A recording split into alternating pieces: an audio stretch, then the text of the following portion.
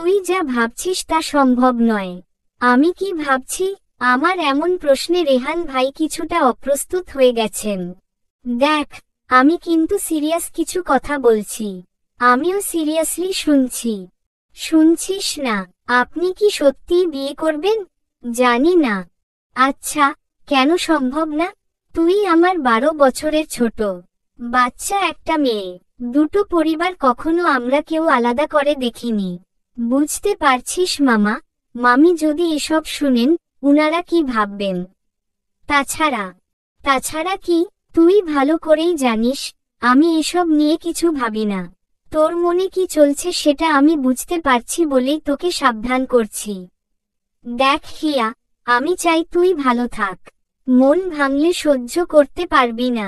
তোকে কষ্ট দেওয়ার কোনো ইচ্ছেও নেই আমার। তাই তোকে পরিষ্কার করেই বলে দিচ্ছি, এটা সম্ভব না। রেহান ভাই এক নিঃশ্বাসে কথাগুলো বললেন। উনার কথা শুনে আমার চোখে পানি চলে এসেছে। অনেক তো কারণ ব্যাখ্যা করলেন। একটা কথা সত্যি করে বলবেন? কি, আমার জন্য কি আপনার মনে কোনো জায়গা নেই? থাকবে না কেন? মাহি, দিয়া, আরিফের যেমন জায়গা আছে, তোরও আছে। আমি আফরিনকে ভুলতে পারিনি। ভুলতে পারবো কিনা জানি না। উনার কথা শুনে আমার মুখ থেকে একটা কথাও বের হচ্ছে না। মাথা নিচু করে বসে আছি। চোখ থেকে টপটপ করে পানি পড়ছে। আমি চেষ্টা করছি সামলে নিতে, কিন্তু পারছি না। রেহান ভাই আমাকে এভাবে কাঁদতে দেখে একটু ঘাবড়ে গেলেন। হিয়া, কি করছিস? আমি তো জানতাম তুই স্ট্রং একটা মেয়ে। বাচ্চাদের মতো কাঁদছিস। আমি নিজেকে সামলে নিলাম। রেহান ভাইয়ের দিকে তাকিয়ে বললাম, আমি অনেক জ্বালিয়েছি আপনাকে, আর জ্বালাতন করব না। আপনি বিয়ে করে নিন। রেহান ভাই মৃদু হেসে আলতো করে আমার চোখ মুছে দিলেন। চল, এখন যাওয়া যাক। অনেক দেরি হয়ে গেছে। আমরা বাসায় ফিরছি। আজকে আমার ভেতরটা দুমড়ে মুচড়ে যাচ্ছে। এতদিন ভাবতাম উনি আমার অনুভূতি বুঝেন না, কিন্তু আজ আমাকে কিছুই বলতে হয়নি। উনি সবটা জানেন, বুঝেন। আর বুঝে শুনেই উনি ফিরিয়ে দিলেন। আমার অনুভূতিগুলো তাকে স্পর্শ করেছে, কিন্তু তার মন স্পর্শ করতে পারেনি। আমি বাইরের দিকে তাকিয়ে আকাশ দেখছি। আকাশে মেঘ জমেছে। বৃষ্টি হবে বোধ হয়। আমার মনেও মেঘ জমেছে, ঝড় উঠেছে। কিন্তু চোখের বৃষ্টি থেমে গেছে। দেখতে দেখতে 4-5 দিন কেটে গেছে। আমার হাতের অবস্থা অনেকটা ভালো। এই কয়দিন কোথাও বের হইনি। আজ নাকি রেহান ভাই ওই মেয়েটার সাথে দেখা করার কথা। সবাই খুব এক্সাইটেড। টানটান উত্তেজনা সবার মধ্যে, ঠিক যেন খেলার শেষ মুহূর্তে, শেষ বলে একটা রান অথবা একটা উইকেট দরকার। রেহান ভাইয়ের বিয়েটা এখন এই পর্যায়ে এসে গেছে। এত দিনে কম মেয়ে দেখেনি। কিন্তু রেহান ভাই কাউকে দেখতেই যায়নি। সব আব্বু, আম্মু আর ফুপি দেখেছে। আজ যখন রেহান ভাই দেখা করতে রাজি হয়েছে তখন সবাই এক্সাইটেড থাকবে, সেটাই স্বাভাবিক। রেহান বিয়ে না করার পিছনে একটা কারণ আছে, সেটা সবাই জানে। কিন্তু এটা সবাই স্বাভাবিকভাবে নিলেও রেহান নিতে পারেনি। তাই বিয়ে করবে না বলে জিদ ধরে আছে। রেহান যখন বাহিরে ছিল তখন আফরিন নামে একটা মেয়ের সাথে পরিচয় হয়। তারপর বন্ধুত্ব থেকে প্রেম। প্রায় 5 বছরের রিলেশন। রেহান বিয়ের প্রস্তুতি নিচ্ছিল। তার মা প্রথমে রাজি ছিলেন না, কারণ রেহান সেখানেই সেটেলড হবার চিন্তা করছিল। তারপর সবাই বুঝানোর পরে ছেলের কথা চিন্তা করে রাজি হলেন। রেহানের মা রাজি হবার পরে রেহান তার সিদ্ধান্ত চেঞ্জ করে, বিয়ে করে দেশে ফিরে আসবে। এনগেজমেন্টের এর আয়োজন হলো। রেহানের কিছু বন্ধু বান্ধব উপস্থিত ছিল, কিন্তু আফরিন আসেনি। তার ফোন সুইচ অফ। অনেকবার ট্রাই করেও আফরিনের সাথে যোগাযোগ করা যায়নি। সবাই অপেক্ষা করে যখন চলে যাবে তখন আফরিন এলো। এনগেজমেন্ট হলো। রেহান খুব এক্সাইটেড ছিল।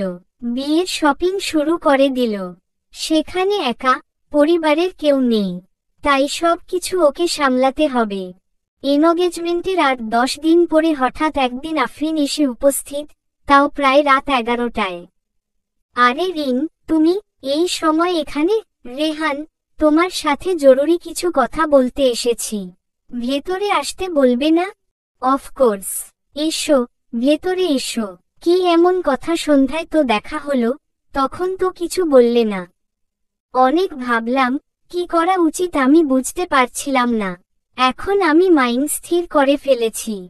কি ব্যাপারে রিন? আফরিনকে সবাই রিন বলেই ডাকে। তুমি কি নিয়ে কথা বলতে চাইছো আমি বুঝতে পারছি না। তুমি কি সত্যিই বিয়ের পরে দেশে ফিরে যেতে যাও? রিন, এইটা নিয়ে আমরা আগেই কথা বলেছি, তাই না? আমার আম্মু একা সেখানে, উনি কিছুতেই এখানে আসতে রাজি হচ্ছেন না। মাহির বিয়ে হয়ে গেলে উনি একদম একা হয়ে পড়বেন। উনি আমাদের বিয়েতে মতো দিয়েছেন। এখন ছেলে হিসেবে আমার দায়িত্ব পালন করব না? ওকে, তাহলে আজ ফাইনাল ডিসিশন হোক।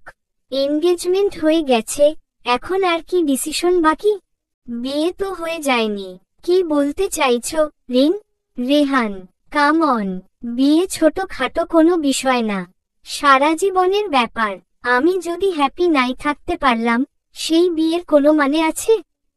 তুমি আমার সাথে হ্যাপি নও? অফকোর্স হ্যাপি, বাট তুমি জানো আমি সেই ছোট্টবেলা থেকে এখানে। আমার পুরো পরিবার এখানে। ইনফ্যাক্ট দেশে আমাদের খুব কম আত্মীয় স্বজনই আছে। এখন আমি তোমার সাথে দেশে ফিরে কমফোর্ট ফিল করব? আমি এখানে অভ্যস্ত। তুমিও বলেছিলে এখানেই থাকবে, কিন্তু এখন চাইছো ফিরে যেতে। আমার দিকটা কি তোমার ইম্পর্ট্যান্ট মনে হচ্ছে না? মনে হচ্ছে, তোমার দিকটাও, আমার দিকটাও। এখানে আমি এত ভালো একটা জব করি, সেটাও ছাড়তে হবে। ফ্যামিলি ছেড়ে যেতে হবে। Rehan, please try to understand, আমি এখানেই থাকতে চাই। হয়তো কয়েক বছর থাকবো এখানে, কিন্তু আমার পক্ষে সারা জীবন এখানে থাকা সম্ভব না। এটাই ফাইনাল কথা? হ্যাঁ। এবার তুমি ঠিক করো তুমি কি করবে। এমন তো নয় তুমি দেশে গেলে আর পরিবারের সাথে দেখা করতে পারবে না। যখন ইচ্ছে আসতে পারবে। সরি, রেহান, আমার পক্ষে দেশে থাকা সম্ভব না। ওহো, তাহলে তো তুমি সিদ্ধান্ত নিয়ে ফেলেছ। তুমি এর সমাধান দিতে পারো। তুমি এখানে থেকে গেলে সব সমস্যার সমাধান হয়ে যায়। প্লিজ রেহান। আসলেই, আমি সমাধান দিব। এনগেজমেন্ট রিং খুলে আফরিনের হাতে দিয়ে বলল, এই নাও। তুমি এনগেজমেন্ট ভেঙে দিচ্ছ? বড় বড় চোখ করে আফরিন চেঁচিয়ে জিজ্ঞেস করল। ভেঙে দিচ্ছি না, সমাধান দিচ্ছি। তোমার সিদ্ধান্তে বহাল থাকলে এই রিং নিয়ে চলে যাও। আর যদি মনে করো তুমি আমার সাথেই থাকবে যে কোনো পরিস্থিতিতে, তাহলে ফিরে এসো। আমি অপেক্ষা করব। এত বছরের রিলেশন ভেঙে দিবে? আমি ভাঙতে চাইছি না, রিন। তুমি চাইছো। এখন সিদ্ধান্ত তোমার। রিন কিছু অনেক সময় মাথা নিচু করে, দুই হাতে মুখ ঢেকে বসে থাকে। তারপর উঠে বলল, ঠিক আছে রেহান, সারা জীবন অশান্তি করার চেয়ে সাময়িক কষ্ট সহ্য করাই আমার কাছে বেটার মনে হচ্ছে। আফরিন নিজের হাতের রিংটা খুলে রেহানের হাতে দিল। ভালো থেকো রেহান। আফরিন চলে যায়। রেহান তাকে ফেরায়নি। রেহান ভেবেছিল কিছুদিন পরে নিজের ভুল বুঝতে পেরে রিং ঠিক ফিরে আসবে। কিন্তু রেহানকে ভুল প্রমাণ করে 2 মাসের মাথায় রিং বিয়ে করে ফেলে। রেহান ভাবতেই পারেনি 5 বছরের রিলেশন এভাবে শেষ করে দিল।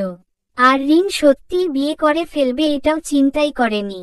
অভিমানে যোগাযোগ করেনি ঠিক, কিন্তু সারাক্ষণ আফরিনের কথায় ভেবেছে। এই ঘটনার পরে রেহান খুব আপসেট হয়ে পড়ে। দিন দিন আরো খারাপ হতে থাকে রেহানের অবস্থা। ওর মা তখন চিন্তায় চিন্তায় অসুস্থ হয়ে পড়েন, আর রেহানও বাধ্য হয়ে ফিরে আসে মায়ের জন্য। কিন্তু বিয়েটা আর করেনি। রেহান ভাই মেয়েটার সাথে দেখা করতে গিয়েছেন বিকালবেলা। সন্ধ্যায় দেখি আব্বু, ফুপি, আম্মু মুখ কালো করে বসে আছেন। আপা, তোমার ছেলের বিয়ের আশা এই জন্মের মতো ছেড়ে দাও। আমি আর কোনো মেয়ে দেখব না ওর জন্য। রেহানের কি দোষ? মেয়েই তো রাজি হয়নি। তার নাকি বিয়েতে মতো নেই। আম্মুর কথা শুনে ফুপি তেলে বেগুনে জ্বলে উঠলেন। মেয়ে রাজি হয়নি? মেয়ের রেহানকে পছন্দ হয়নি, এটাও আমাকে বিশ্বাস করতে বলো? আমার ছেলেকে চিনো না, এর পিছনে সব কলকাঠি নেড়েছে সে। আমি সব বুঝতে পারছি। যাহ বাবা, এই বিয়ে এত কৌশলে ভেঙে দিল। অবশ্য তাতে আমি কিছুটা খুশি হইনি বললে মিথ্যা বলা হবে। রাতে সবাই যার যার রুমে চলে গেছে ঘুমাতে। আরিফের রুমে যাচ্ছিলাম একটা কাজে। আরিফের রুমে আব্বু আম্মুর রুমের সামনে দিয়ে যেতে হয়। হঠাৎ কানে আসলো আমাকে নিয়ে কথা হচ্ছে। রেহান ভাইয়ের নামও শুনতে পেলাম। কি কথা হচ্ছে শোনার জন্য আরেকটু এগিয়ে দরজার কাছে দাঁড়ালাম। দরজা সামান্য খোলা ছিল। কথাগুলো স্পষ্টই শুনতে পেলাম। চলবে।